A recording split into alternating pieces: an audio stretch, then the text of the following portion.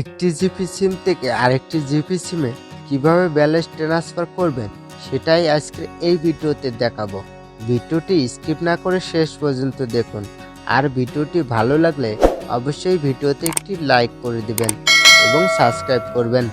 এখন একটি জিপি সিম থেকে আরেকটি জিপি সিমে ব্যালেন্স ট্রান্সফার করার জন্য আপনার ফোনে মাই জিপি অ্যাপসটি ওপেন করতে হবে। ওপেন করার পর আপনি নিচের দিকে দেখতে পারবেন সার্ভিস বলে একটা অপশন আছে, সেখানে আপনি একটা ট্যাপ করবেন। ট্যাপ করার পর আপনি এখানে একটা অপশন পাবেন ব্যালেন্স ট্রান্সফার বলে একটা অপশন পাবেন, সেখানে আপনি এখন ট্যাপ করবেন।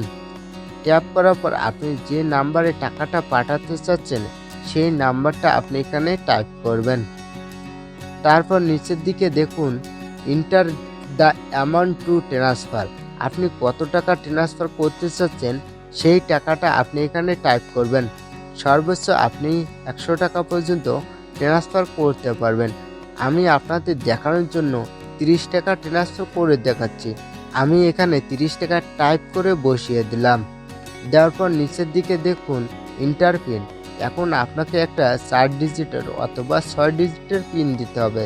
আপনি যদি ব্যালেন্স ট্রান্সফার করার পিনটি ভুলে গিয়ে থাকেন তাহলে নতুন পিন কীভাবে সেট আপ করবেন সেই ভিডিওর লিঙ্ক আমি আই বাটনে দিয়ে রাখবো এবং ভিডিওর ডিসক্রিপশন বক্সে দিয়ে রাখবো। ওকে, এখন আপনাকে ব্যালেন্স ট্রান্সফার করার পিনটা টাইপ করতে হবে। টাইপ করার পর এখানে ট্রান্সফার বলে একটা অপশন আছে, সেখানে একটা ট্যাপ করবেন। ট্যাপ করার পর দেখতে পারবেন আপনার টাকাটা কিন্তু ট্রান্সফার হয়ে গেছে। ঠিক এইভাবে আপনি একটি জিপি সিম থেকে আরেকটি জিপি সিমে টাকা ট্রান্সফার করতে পারবেন। তো আজকের ভিডিও এই পর্যন্ত। আপনার কাছে ভিডিওটি কেমন লেগেছে তা অবশ্যই কমেন্ট করে জানাবেন। আর ভিডিওটি ভালো লাগলে অবশ্যই ভিডিওতে একটি লাইক করবেন এবং সাবস্ক্রাইব করবেন।